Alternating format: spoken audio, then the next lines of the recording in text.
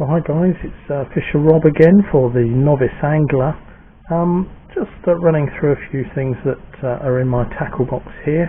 Often I get asked that, what sort of stuff do you carry in your tackle box? What would you think is important? Well, there's loads of answers to that question, but I think just run through generally what I've got in my tackle box there. If it gives you a hand, then great, that ticks the box for yourselves.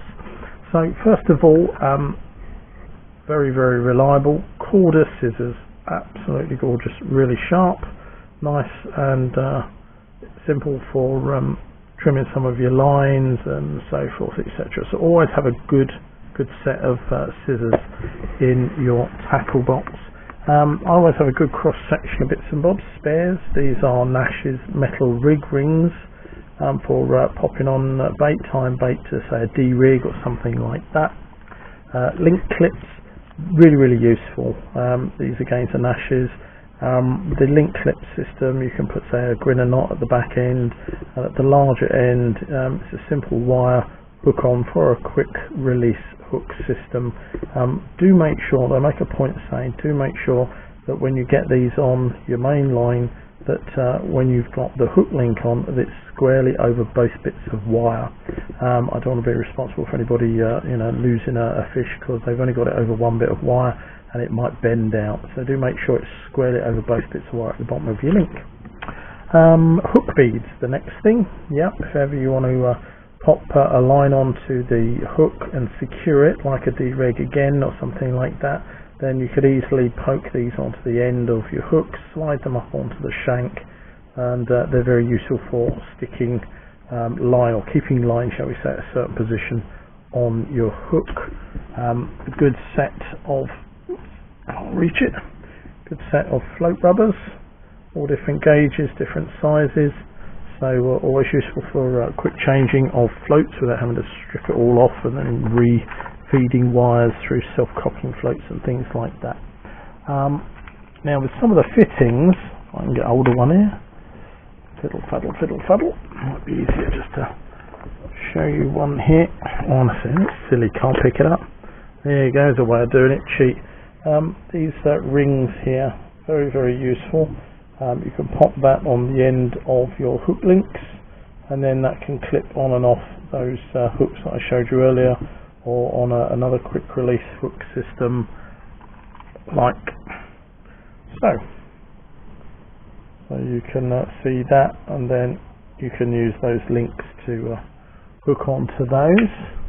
Come back to that chappy in a minute. Good selection of baits, etc. Now I like some fake baits here. I quite often use this chap as a floater. On a short length of floating line, cruiser line usually by Corda. They do a good range of float lines, and you can pop this little bit of fake dog biscuit onto that line, and maybe with a mugger hook or something, and then take a carp straight off the surface. There's nothing better than doing that, I promise you. Okay, other things I've got in my bait box here. This is a Fox float. It's designed for float fishing, not just float as in adjusting the float in the water, etc. This one is to have a floating line.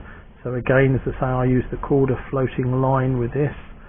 In through the back there, see the slot, out through the front. It's got a little rubber sleeve in there, and effectively you will then tie on a link, similar to maybe one of these down here, and these little hook links. If I can get it in the hand, there you go. That one there is a useful little link that will sit inside the sleeve on that float nicely. Sit in there, and then from that link you can then tie on your actual hook length to the floating bait of your choice. Beauty of that is that as the fish shakes its head and tries to get rid of the hook, when it detects it, then it will just pop out of here nicely, and then that will keep the actual float acting as it should do, which is with these flat faces, it drags in the water, so it helps create the hook bite for you, and then you striking will make the hook firmly plant itself in the mouth of the fish. So this is a resistance. It's shaped with little flat faces, so it resists the pull from the fish in the water and starts you off on your hook link. And the Fox ones have interchangeable bases. You can actually unscrew this from the top. Let me see if I can do that for you. I'll try and hold the camera with one hand here. There you go. Unscrews that, so you can take that completely off. It's a universal thread at the top, so you can just put a different size on if you want a little bit further casting, and then it will just screw straight back into the top, and away you go. You've got your float set up. So yeah, have a good selection of the fake baits. It's the triple blacks. Don't know why they go for the blacks really well, but they do. So I always have a few of those in my tackle box. Some pinks. These are semi-floaters. Sink very slowly and then just hold the hook slightly off the bottom. The darker pink ones here, those are the same sort of sweet corn shape, etc., same as the yellows, and they will sit on the bottom quite happily with the hook and just act as a standard attractant. And of course nowadays you can also get some of these spongy little baits here that are very similar to the pellets in shape and design. Good selection of split shot. Do get yourself one of those. What have we got here? Bait locks. So you can create a loop on your hair, pull that through the bait, the boilie, etc., and then slide one of those off of there, and then use that to lock the bait on the hair. Good selection of those. Always have, without this, a throwaway lighter.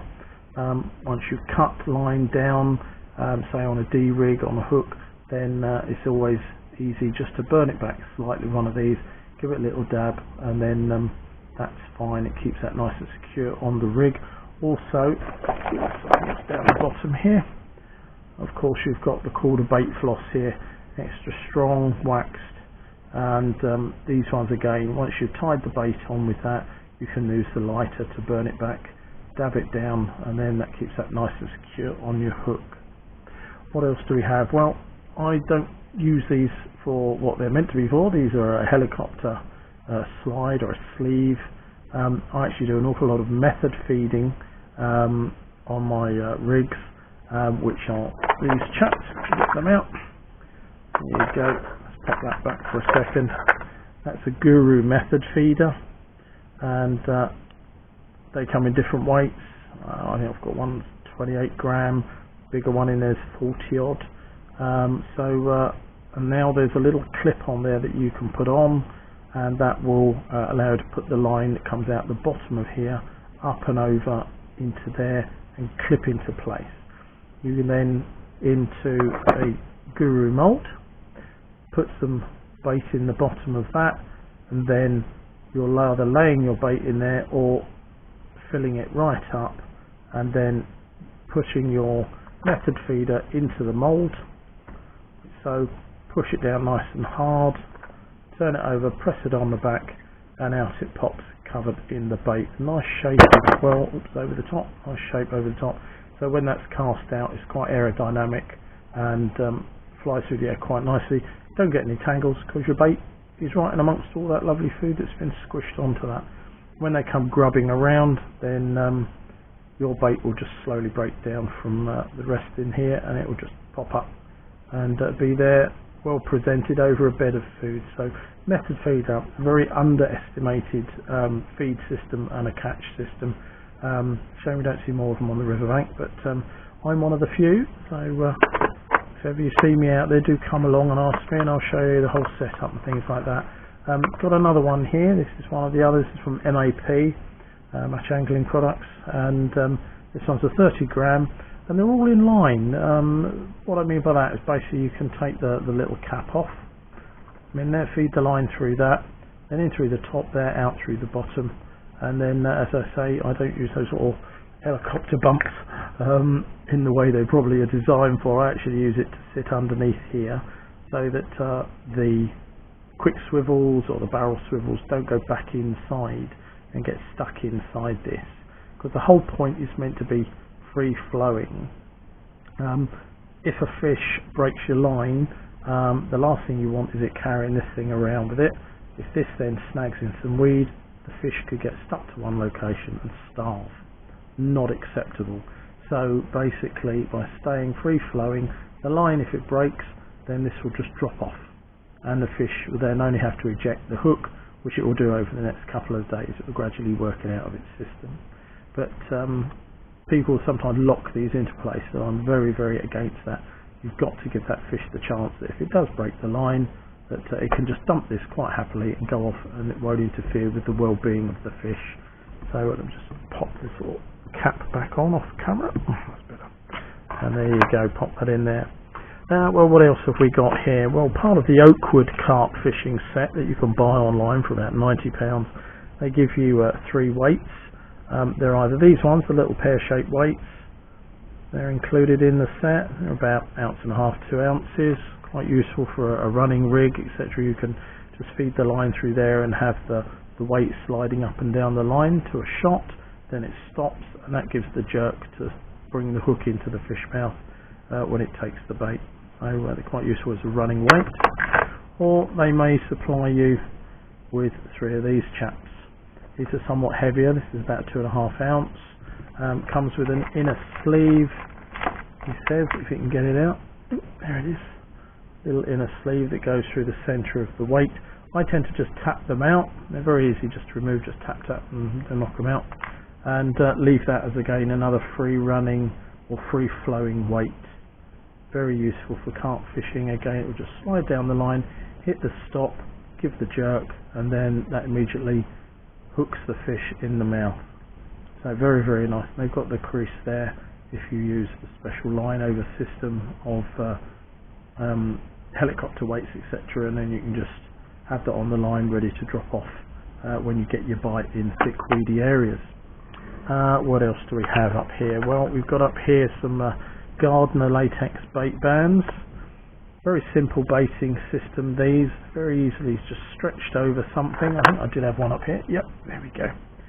So you see that stretched over a pellet there, and you can use various tools. There's a little 3-prong tool that opens up like that and stretches the band, or like I do, I've got my Guru pliers down the bottom there somewhere. Rattle, rattle. Just put the band over the edge there, push them together, and that stretches the band open. Easy peasy. And they're a Guru set that you can easily pick up online or from a good angling stockist. Very reliable, very easy to use. Right, what else do we have here? Well, as we were saying earlier, I suppose I should put those all back in there again now. Just take that off of there. Okay, this is a quarter magnet, needless to say, on a simple universal swivel base. It will go in any bank stick that's of a universal thread. And what a simple but novel idea by Corda. Often if you're zig rigging, you have to work at fairly good depths, and you have to set your zig rig to be responsive at a certain area that the carp are actually fishing in, or a depth that they're actually fishing in. And you can have some pretty long rigs set up on your line, and when you cast them out, it's not uncommon that you get tangles. It doesn't present your bait very well, and it's a bit of a nightmare trying to wind in when you've got a fish fighting and tightening tangles up all over the place. So not a good situation to get in. So Corda brought out this, and my God, what an innovation. All I can do is throw a big thank you to the guys at Corda for that. Simply screw that into a bank stick, slap it alongside you on the bank, and when you are wanting to cast out, just pop your hook on that, and the magnet will hold that hook and your bait quite happily. You can cast out, and then it's the last thing to leave the bank, is your hook from the magnet. Minimises the chance, that completely removes it, but it certainly minimises your chance of tangles in the air, makes it a very clean cast, and is very, very useful. So yeah, excellent idea to have one of those in your bait box, or your tackle box. What else have we got here? Let's have a little look. Put that away. Yeah, if I was going to say anything, I would say spend your money on some good hooks. These are Corda captors. They're a wide gate, size 10, got size 8s and 6s as well in the old box there tucked away, but the hooks themselves are very, very good indeed. They're complete, as you can see, with a little green hood there on the point, not just to protect them from any damage, but also to protect you, because they are razor sharp. Very, very good. Some hooks aren't any good out of the bag, and this is why a lot of tackle shops sell sharpening systems, but with the The corded captors, you don't have to worry about that. You literally take it out, fit it on, and it's ready to go. So do watch yourselves, as I say. These little caps are on there for a reason. Do watch your fingers. Very, very sharp indeed. Very reliable hook indeed. Okay, something else of corders here, I do seem to be plugging them a bit, don't I, is a hook tightener. Simple T-bar, nice and ergonomically designed, get the word right. Sits very smooth and nice in your hand, so when you're knotting up to the hook, you can just pop your hook around there and give it a jolly good old pull whilst you're pulling on the line the other side, and that way you're not having to hold it, which is the older way of doing it, and it slips. Before you know it, you've got a hook buried 2/3 into your finger. Not nice at all, very sore. So grab yourself a good quality corder hook puller and have one of those in your tackle box too. Well, loads of different things. I could be here all day for you, but shrink tubing, something you can slide on to your hook or the shaft of the hook down the main line and shrinks onto that, makes things look very, very nice and neat, covers up all your knots and things like that. And if you bend it at a right angle, when you're steaming it, it will shrink down, it will hold as it cools, it will hold that shape, and that presents it with a nice angle, so that as the hook comes out of the fish's mouth, they try and spit them back out, it will turn the hook over and immediately it's in a position to dig into the bottom lip or the side of the mouth. So shrink tubing, definitely a must for your tackle box. Fine line or fine diameter silica, very useful again. You can have that, let's just say, put your main line down through that once you've cut a small section off, and then put the hook through there, and then that will be sitting on the hook with your main line going through it. Make yourself a loop at the other end and then slide it back almost to the hook itself, and then you can, by having the silica there, keeps that hair rig on the hook very close to the shaft of the hook itself, and it makes it a lot easier to measure the distance of that hair, or the length of that hair, when the bait's on and the bait lock's on, to be in very close proximity to the curve at the top of the hook. So you present your hair in the maximum way, or the best way that you possibly could. So very small gauge silica, also useful to have in your tackle box. If you don't want to use the shrink tubing, there's these sort of things here. They're called kickers, and they are pre-angled pieces of rubber that you can slip down the main line after you've knotted the line onto the hook, and that will immediately present the line coming off the shank of the hook, or by the hook eye, at the correct angle to maximize the gape of the hook, if you like, and the angle to make the bite on the fish's mouth when you pull on your line. Good selection, as I said, of these quick links. They're like a barrel link swivel with a quick release hook at the bottom end. You can just slide your loops over or slide other rings over.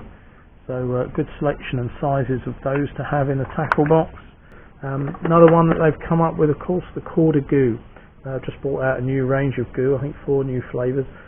This one's caramel, one of the older ones, but very, very good indeed, and the smell is absolutely gorgeous. I love the smell of that one. Just pop it on your imitation baits and you're good to go.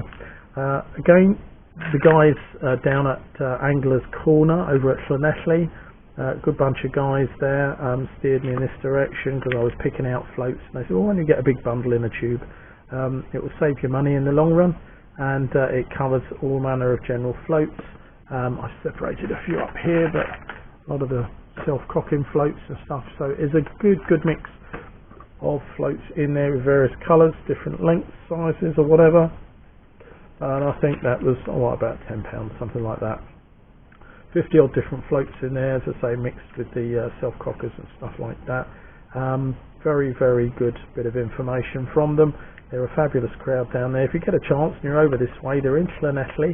I think they call it 80 Station Road, Llanelli, and that's Angler's Corner. So do pop along there and have a look. The guys will be absolutely knocked out to see you. Very, very helpful bunch. Lots of tips and places and where to go fishing and things like that. And of course, with your bite alarms, there are some very good little bite indicators that you can just clip on under your line, and they hang down on a mount which sits on your bite detector. Bait needles again, NGT, do a little set there. If I can turn it around so you can see that a bit clearer. You've got one really long gate needle, you've got a slightly smaller gate needle, the straightforward, what I call the pin tip needle with the barb, and then the drill. There's one of those which is a little drill which allows you to drill out your pellets or boilies and then fasten that to your hair whichever way you want. Degorgers, or as I've got here, a little set of forceps for the carp that take the baits right down, rather than leave them with that down there and cutting off. I've seen people do that, just cut the line, leave them with it. At least with these you can reach down inside and get a clear unhooking, so it helps them out with that. And of course there's always use for line. Now on my main reel I use Gardner GTHD 12-pound line, nice line, fluorocarbon, sinks like a brick, very good quality, little or no stretch, so a very reliable line. This chap is Corda extra soft fluorocarbon. I use this as a lot of my leaders, so my main hook links will be made out of this. It's a 15-pounder, it's 0.40 diameter, and it's an IQ line, and again this one I would put in the same bracket. Very good, reliable line. I've had no problems with it whatsoever. As you can see, abrasive resistance it says there, if you'll see that, but that's what it says on the pack here. And for that you get 20 meters of line for about £9 or £10. So a very good line for all your hook links, and very reliable. So that gives you an idea of what I've got in the bait box. I hope that's shown you a few things, and maybe given you some ideas about what to have in your own box. Till then, it's me, Fisher Rob, signing off from The Novice Angler.